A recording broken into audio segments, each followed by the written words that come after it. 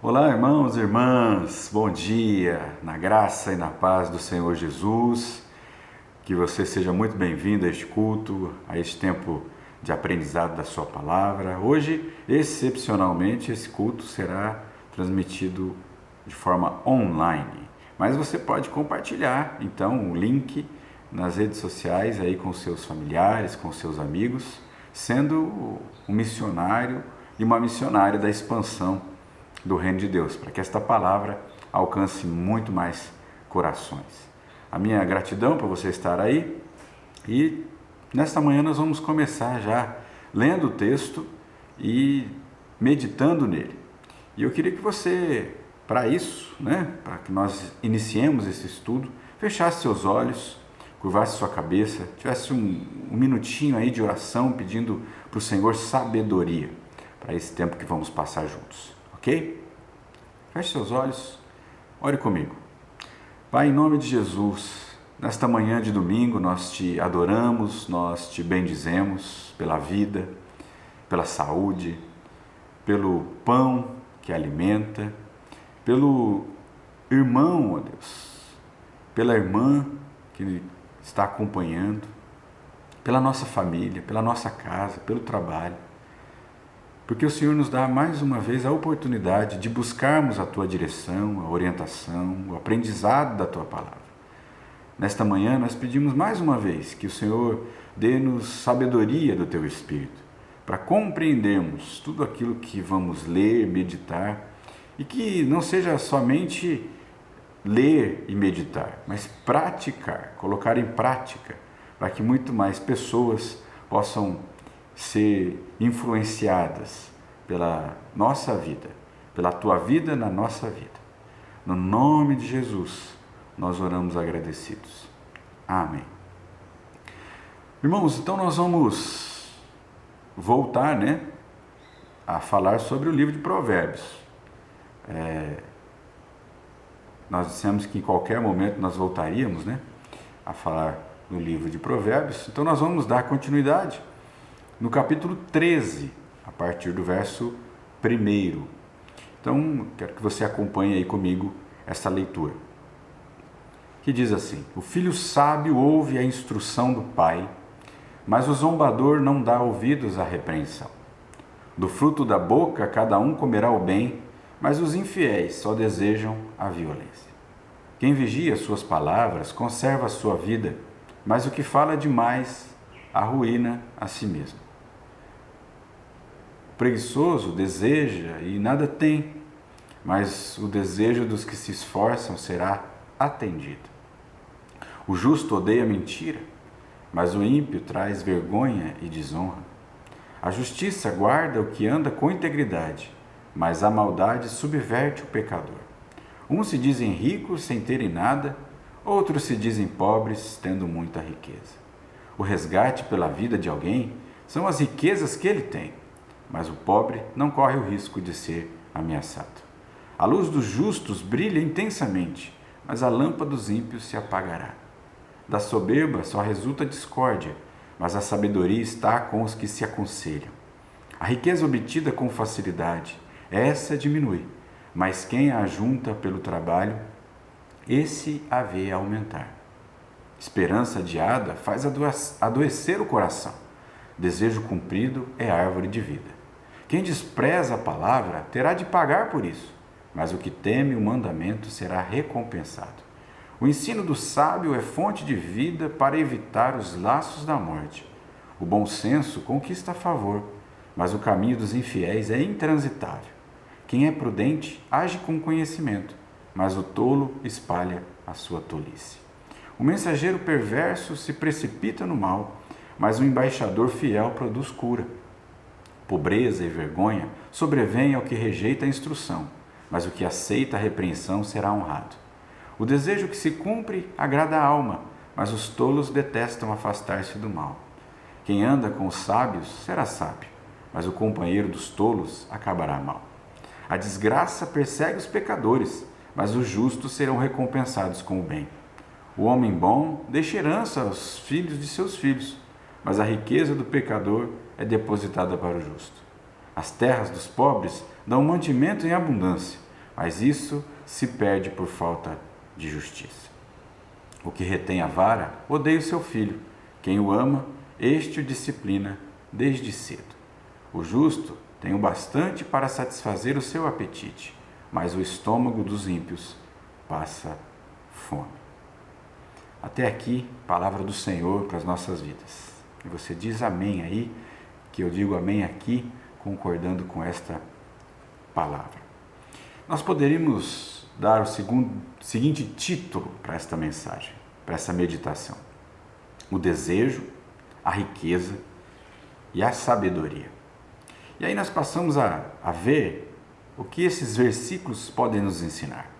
O primeiro versículo diz que o filho sábio ouve a instrução do pai, mas o zombador não dá ouvidos à repreensão. E aqui, mais uma vez, nós voltamos à referência de instruções paternas, o pai ensinando os filhos, dando instrução aos filhos. O filho sábio é aquele que ouve a instrução do pai, mas o escarnecedor não atende à repreensão. Quando nós olhamos para o segundo versículo, que diz: do fruto da boca cada um comerá o bem, mas os infiéis só desejam a violência. E o versículo 3, que diz: quem vigia suas palavras conserva a sua vida, mas o que fala demais traz ruína, a si mesmo.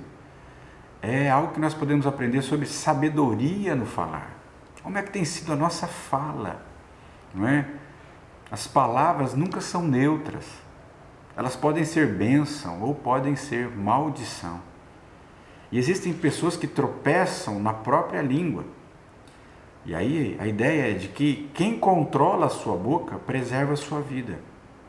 Mas quem fala sem pensar traz ruína para si mesmo. Então, a pergunta é: como é que tem sido o nosso falar? Às vezes tem aspereza, às vezes tem grosseria, às vezes tem força demais. Será que nós temos controlado o nosso falar? O jeito de como falamos? Essa é a pergunta para a gente aprender. Se olharmos para o versículo 4, nós temos a questão do preguiçoso. O preguiçoso deseja e nada tem, mas o desejo dos que se esforçam será atendido. Então, mais uma vez, Salomão fala sobre o preguiçoso. A gente já falou outra vez daquela musiquinha, da formiguinha. A formiguinha corta a folha e carrega, quando uma deixa, a outra pega. Olha que mistério glorioso, uma formiguinha ensinando o preguiçoso. Então ela trabalha e tem as suas reservas no inverno, quando ela já não pode mais trabalhar. Então o rei Salomão fala outra vez sobre o preguiçoso, porque o preguiçoso pode desejar coisas, mas ele nada consegue.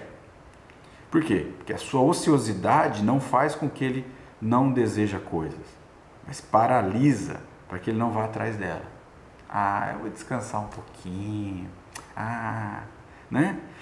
Sendo o seu estado ainda mais deplorável. Deseja tudo, deseja muito, mas nada tem, porque a preguiça toma conta. Aí nós olhamos para o verso 5. O justo odeia a mentira, mas o ímpio traz vergonha e desonra. Olha só, a mentira precisa ser repudiada, irmãos, com toda a força. Ela é um câncer em qualquer relacionamento. Em nada pertence a Deus. Quem é o pai da mentira? Não é Deus, não. É o diabo. Então, se vivemos na mentira, na pequena mentira, na grande mentira, somos filhos de quem? Isso tem que estar no nosso coração. Às vezes a pessoa se arrepende, mas não porque se arrependeu do pecado, se arrepende porque foi descoberto na mentira, foi pega na mentira. Provas são dadas e ainda assim ela não diz, ok, perdão. Ela quer refutar, quer provar que não é, quer reforçar, quer mentir mais ainda para poder fazer se valer daquela mentira. E olha que terrível, porque você precisa mentir várias vezes para manter a mentira, para não ser descoberto. Um cristão não pode, em circunstância alguma, promover a mentira e nem aplaudir os mentirosos, porque o justo odeia o que é falso. E nesse tempo de fake news, você e eu estamos prestando atenção se estamos reproduzindo verdades ou mentiras? Precisamos nos perguntar, precisamos olhar, porque precisamos combater. A verdade liberta, mas a mentira nos aprisiona. Onde? No campo da mentira. Verdade também não precisa doer, não é? Mas ela nos liberta. E a verdade não é um fato, a verdade é uma pessoa. Eu sou o caminho, a verdade e a vida. E a verdade é Jesus. Então vamos para o versículo 6, que diz que a justiça guarda o que anda com integridade, mas a maldade subverte o pecador. Como é que nós devemos viver nesse mundo? A princípio, o que se requer do cristão, né? Como diria o Salmo 16, se não me engano, como é que é o cidadão do céu? Como é que vive o cidadão do céu?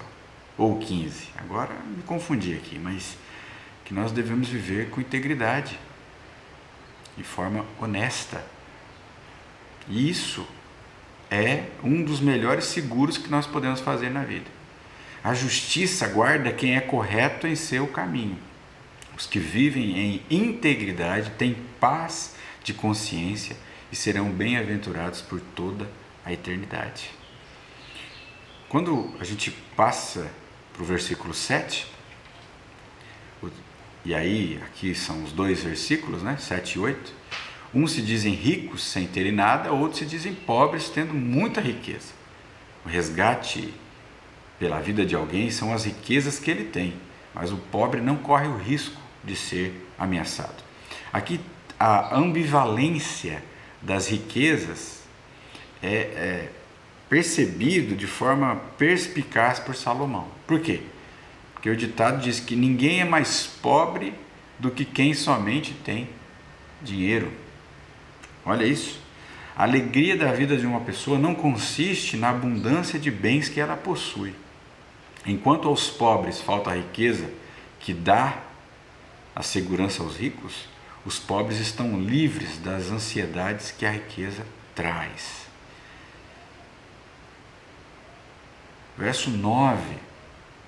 A luz dos justos brilha intensamente, mas a lâmpada dos ímpios se apagará. E esse versículo eu quero gastar um pouquinho mais aqui, porque nós poderíamos tirar, dentro de todas essas mensagens, algo sobre reputação ou fama.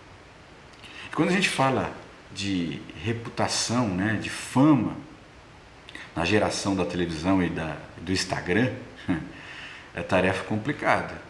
Porque, ao mesmo tempo, falar de algo que, para nós, parece que interessa a todos. Quem não quer ser famoso?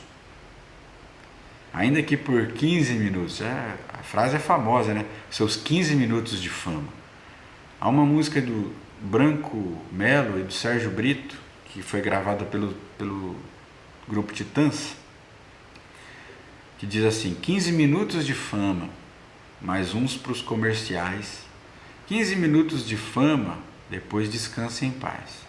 O gênio da última hora é o idiota do ano seguinte. O último novo rico é o mais novo pedinte.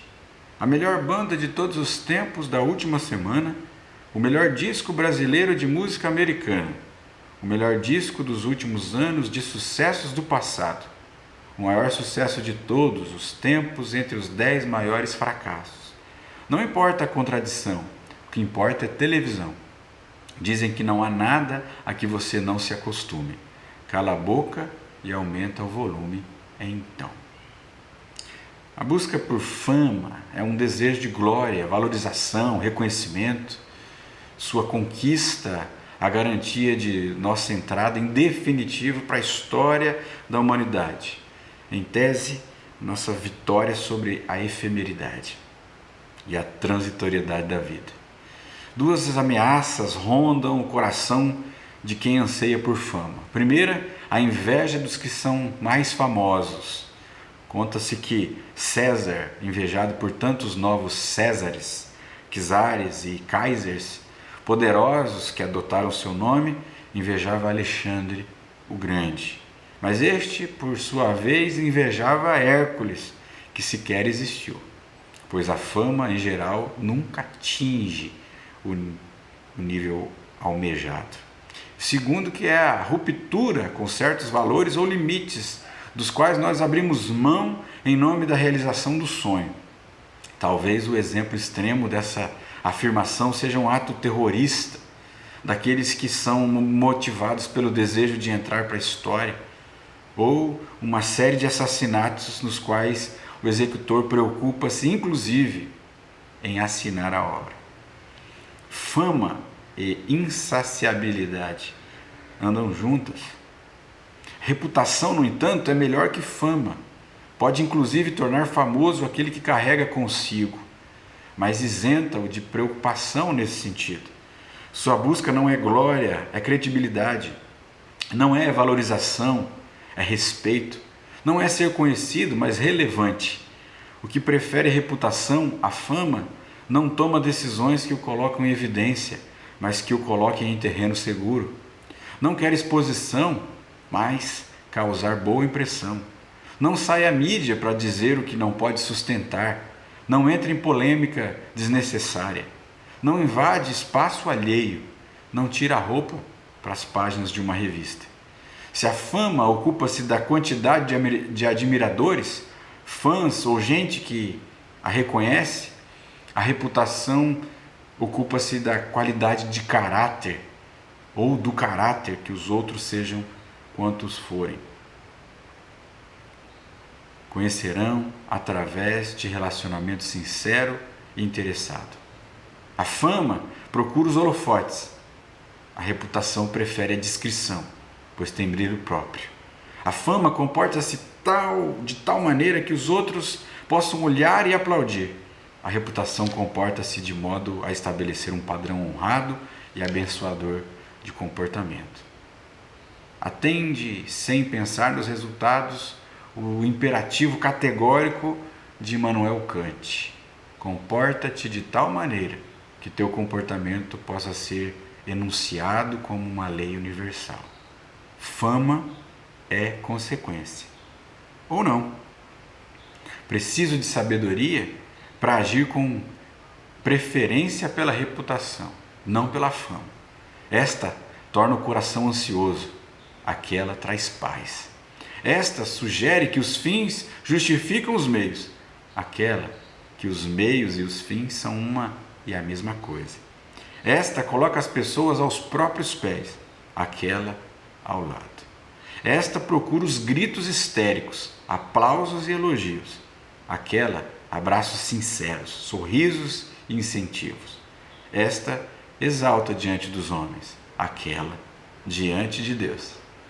15 minutos ou a eternidade? Eis a questão. Vamos seguir? Foi um tempo maior, nesse versículo. Versículo 11. O perigo da riqueza fácil. A riqueza obtida com facilidade. Essa diminui, mas quem a junta pelo trabalho, esse a vê aumentar. A gente já cresceu ouvindo da nossa mãe, da nossa avó, que o que vem fácil, vai fácil. Os melhores ganhos que nós podemos ter na vida são aqueles que nos empenham ou nos fazem empenhar ou nos empenhamos para conquistas. O trabalho muitas vezes pode ser penoso, mas o seu fruto é maravilhoso, meus irmãos. E aí nós vamos pular o verso 12, tá? Depois a gente volta nele. Verso 13 e 14, os conselhos, olha o que diz os versos. O que despreza a palavra perecerá, mas o que teme o mandamento será galardoado. A doutrina do sábio é uma fonte de vida para se desviar dos laços de morte. A pessoa que despreza os conselhos traz sobre si destruição. A obediência é o caminho da bem-aventurança. Uma pessoa é livre quando obedece os mandamentos e não quando desobedece. O pecado aprisiona. Escute os conselhos dos sábios, siga os conselhos de Deus que estão na Bíblia. Nós podemos buscar pessoas de confiança, porque na multidão dos conselheiros há sabedoria. E aí, ouvindo o que Deus tem para dizer, os conselheiros, você colherá frutos preciosos. O verso 15 fala sobre o bom senso. O bom senso conquista favor, mas o caminho dos infiéis é intransitável. Bom senso também significa boa inteligência. Quem importa essa característica não proclama os seus próprios feitos, não faz propaganda de suas obras. A boa inteligência consegue favor porque segue as pegadas da humildade. Você não precisa exaltar a si mesmo, o Senhor mesmo fará isso, se Ele quiser. Verso 16, o valor do conhecimento. Quem é prudente age com conhecimento, mas o tolo espalha a sua tolice. O conhecimento é um bem que ninguém pode roubar, ele vale mais do que o ouro. O prudente não é somente aquele que tem conhecimento, mas quem procede com conhecimento. Ser sábio é aplicar o conhecimento corretamente, não bastando somente saber, é preciso colocar em prática o que se sabe. Não é? Verso 17 fala sobre o mau mensageiro. O mensageiro perverso se precipita no mal, mas o embaixador fiel produz cura. O mau mensageiro é aquele que transporta a mensagem de morte e não de vida. É um agente das trevas e não da luz. Suas características são completamente diferentes do mensageiro fiel, que é íntegro no seu caráter e zeloso com o que proclama. O embaixador fiel leva esperança por onde passa, espalha o perfume de Cristo. O mau mensageiro é aquele que tem os maus olhos, né? Se os teus olhos forem bons, todo o resto vai ser bom, mas se os teus olhos forem maus, todo o resto vai ser mau. Se a luz que há em ti são trevas, quão terríveis trevas são, diz a palavra. O mensageiro só tem coisas ruins para publicar, mas nós que somos da luz, temos o Evangelho, que é boa notícia. E nós, como mensageiros, devemos trazer a mensagem de salvação. Versículo 18, a insensatez da ignorância. Pobreza e vergonha sobrevêm ao que rejeita a instrução, mas o que aceita a repreensão será honrado. Quem despreza a disciplina é insensato, eles caminharão pela estrada da pobreza e da desonra. Já o que tem humildade para aprender e coração quebrantado para ser repreendido é colocado no lugar de honra. Verso 19, os sonhos. O desejo que se cumpre agrada a alma, mas os tolos detestam afastar-se do mal. Os sonhos estão intimamente ligados com a vida. Quem desistiu de sonhar também desistiu de viver. É preciso planejar, é preciso sonhar, é preciso colocar diante do Senhor. Anseios satisfeitos e desejos cumpridos alegram a alma. Não desista dos seus sonhos, não desista dos seus projetos, mas coloque tudo isso diante do Senhor. Como diz Tiago, né? Se Deus quiser, farei isso ou aquilo. Sonhe, mas conte com Deus para realizar os seus sonhos. Verso 20 a 22. Aí a gente pode ter aqui uma pergunta. Com quem você anda? A gente já ouviu muito, né? Diga-me com quem andas e eu te direi quem és. Isso não se aplicava a Jesus, né? Porque Jesus não deixou se corromper. Claro que muitas pessoas disseram que ele era beberrão, glutão, andava com pecadores, com as prostitutas, mas só que a Bíblia diz que ele não pecou jamais. Não pecou jamais. Então ele não deixou ser influenciado, mas foi influência para mudar essas pessoas. Quem anda com o sábio será sábio, mas o companheiro dos tolos acabará mal. A desgraça persegue os pecadores, mas os justos serão recompensados com o bem. O homem bom deixa herança aos filhos de seus filhos, mas a riqueza do pecador é depositada para o justo. Então, o que nós temos?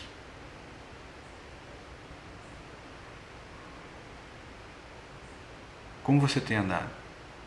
Com quem você anda? Você tem sido exemplo ou tem sido influenciado? tem sido influência, tem sido influenciado? Que você vai deixar de legado? Nós já falamos sobre isso nos outros capítulos. Legado. Né? Qual é o legado que você deixa? Versículo 23. Quando a justiça falha. E como a justiça falha, hein? A terra dos pobres dá um mantimento em abundância, mas isso se perde por falta de justiça. Nesse versículo, o que nós encontramos? Uma resposta parcial para o problema da miséria do mundo. A pobreza não é resultado de indolência, mas de injustiça.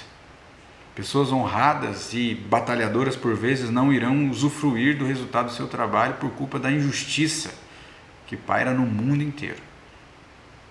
Nós cristãos devemos lutar para acabar com a injustiça social, que constantemente caminha atrelada à corrupção.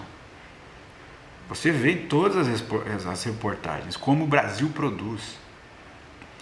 produz alimento, mas como se perde no caminho da lavoura até a indústria, no transporte, nas estradas. Depois, olha o exemplo bem prático de quando a gente come, a comida já está preparada. Quanto de comida não vai para o lixo? Poderia alimentar as pessoas. Isso é um exemplo básico, bem pequeno, mas quando a gente olha para a corrupção, os desvios, os desmandos, o quanto isso coopera para a injustiça social, para a miséria.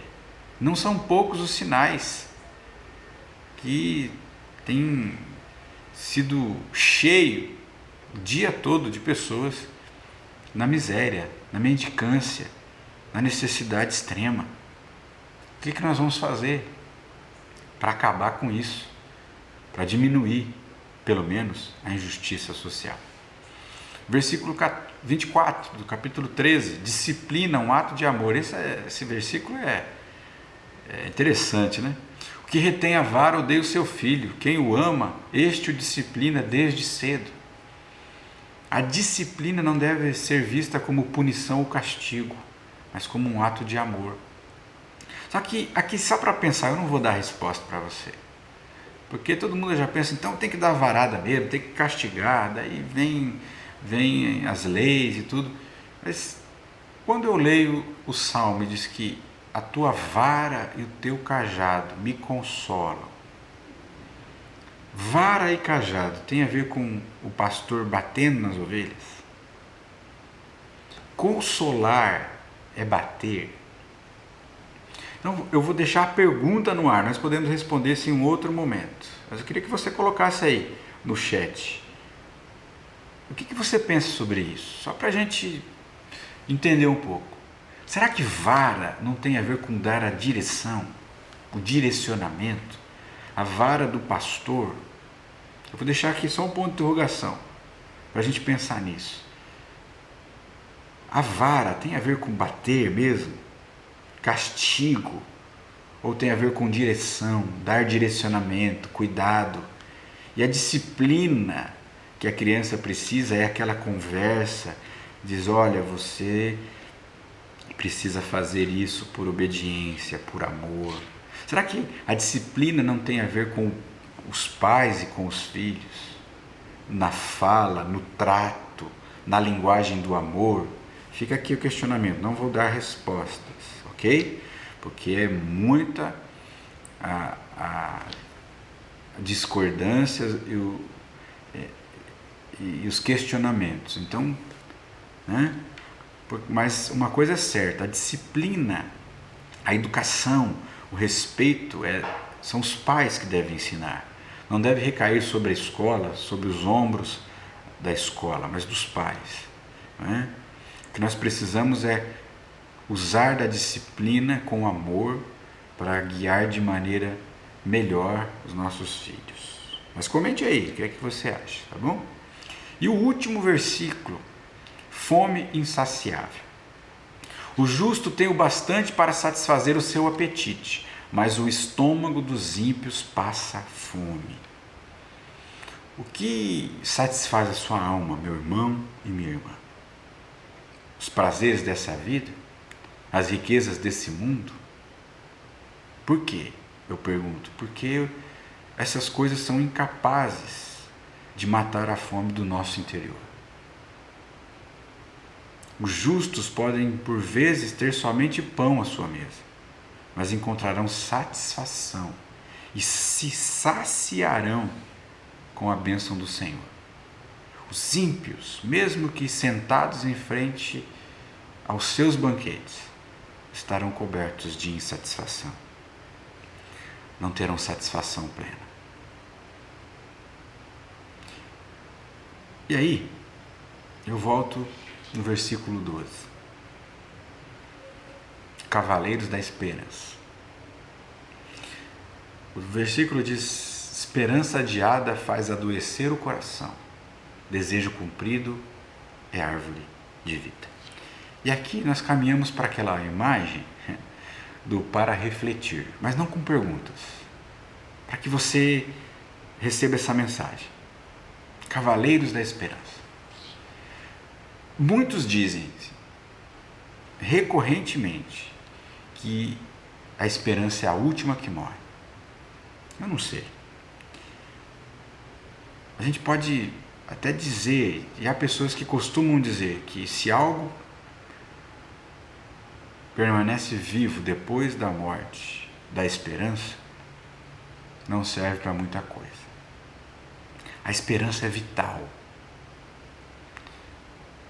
Emil Brunner escreveu que assim como o oxigênio está para os pulmões e o sangue, a esperança está para a alma. Um teólogo que o pastor Ezio gosta muito, e todos nós pastores gostamos, Jürgen Moltmann, seguindo a mesma linha do Brunner, afirmou que viver sem esperança é como não viver mais. É de se admirar também a imagem que Leonardo Boff evocou quando chamou o cristão de cavaleiro da esperança. A nossa geração é uma geração carente de esperança. Prova dessa carência é o imediatismo, as coisas têm que acontecer agora.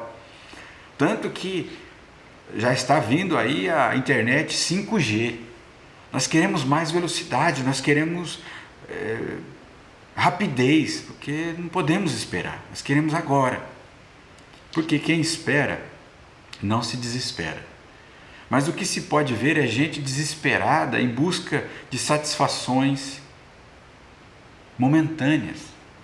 Gente que já não sonha, não crê e não confia em ninguém.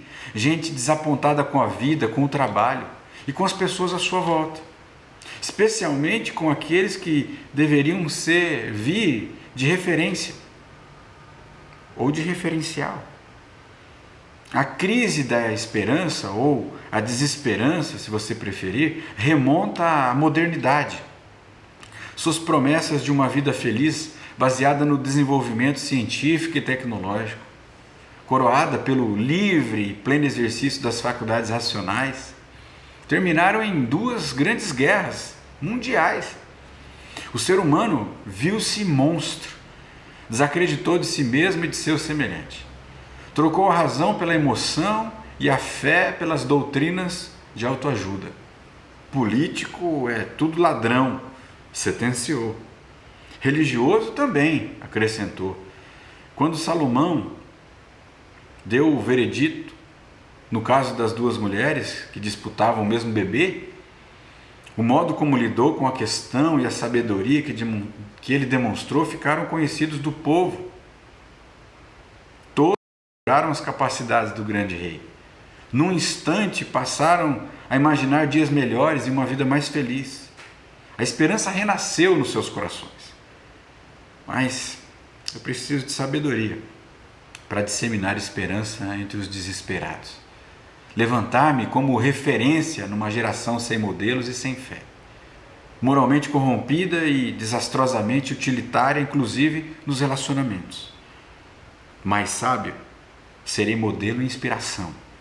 Não por desejo de fama ou valorização, mas porque as pessoas anseiam encontrar quem lhes ofereça alguma direção, algum norte, um caminho.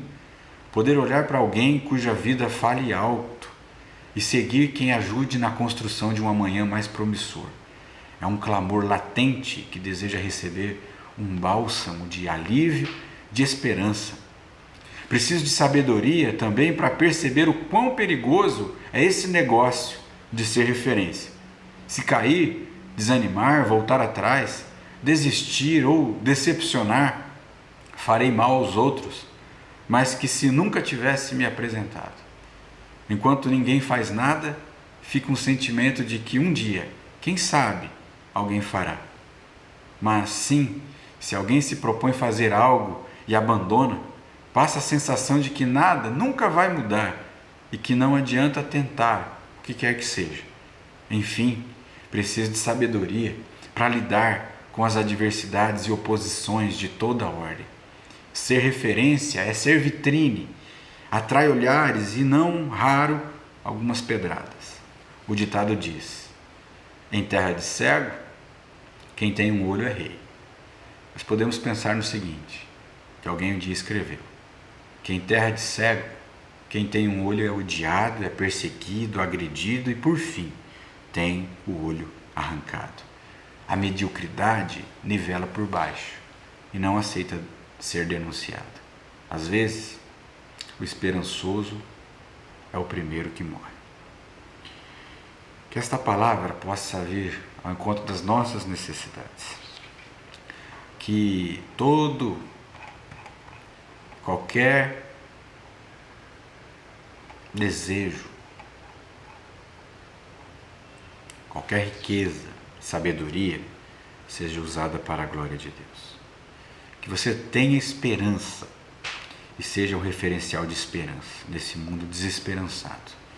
Esse texto traz grandes lições para o nosso coração. Quando você mesmo lê, ele já traz as suas próprias lições. À medida que você vai lendo, você vai tendo as suas orientações, sabedoria. Deus vai se revelando a nós. Por isso, meu irmão e minha irmã, neste domingo, busque ser sábio. Busque ter esperança no Senhor. Você tem desejos e sonhos? Coloque diante do Senhor. Você tem riquezas? São profundas as suas riquezas, porque você tem o Senhor. Busque sabedoria e viver com ela, para que você seja luz nesse mundo que jaz em trevas. Essa é a nossa meditação para este domingo. Quero pedir para que você feche seus olhos para a gente orar. Depois da oração, nós vamos ter um hino e na medida que esse hino for executado, você pode consagrar os seus dízimos, as suas ofertas através da transferência eletrônica ou pelo Pix. Os dados vão passar para você, como sempre, e com toda reverência, com todo amor, com toda devoção também, como culto a Deus. Consagre com alegria o seu dízimo e a sua oferta para o louvor da glória do Senhor. Tá bom? Nós vamos orar. Na sequência, o hino vai ser executado, consagramos os nossos dízimos e depois nós encerraremos. Ok? Pai, em nome de Jesus, que este texto traga ao nosso coração sabedoria em vivermos. Em cada texto, cada versículo, cada mensagem que traz, algumas mais simples, outras com mais tempo para as lições, como o verso 9, o verso 12. Mas que o Senhor nos oriente em tudo. Todo o nosso desejo, toda a nossa riqueza, toda a nossa sabedoria seja colocada diante do Senhor. Porque nós não temos nada. Tudo vem de Ti. Fazemos planos, mas a resposta vem do Senhor. Nós temos um tesouro, mas esse tesouro está dentro de nós. Esse tesouro é Jesus Cristo, o nosso Senhor. E a sabedoria que temos vem do alto. E nós pedimos para que o Senhor nos dê cada vez mais sabedoria. Para que a gente possa compartilhar dessa sabedoria, dando esperança aos desesperançados. Dizer aos temerosos que não tenham medo, dizendo que não percam a fé, porque o Senhor virá. Quando nós clamamos, o Senhor vem. Então, nesta manhã, ó Deus, faz morada no nosso coração, que a Tua palavra nos encha de esperança, de sabedoria, de como viver neste mundo, de sermos referenciais, que a nossa reputação redunde em glória do Teu nome, louvor do Teu nome, que não procuremos fama, mas procuremos andar humildemente com o nosso Senhor. Obrigado, a Deus, pela Tua palavra. Obrigado por esta hora que passamos juntos aqui. Abençoe cada irmão e cada irmã neste domingo. Cada um tem a sua necessidade, cada um tem a sua luta.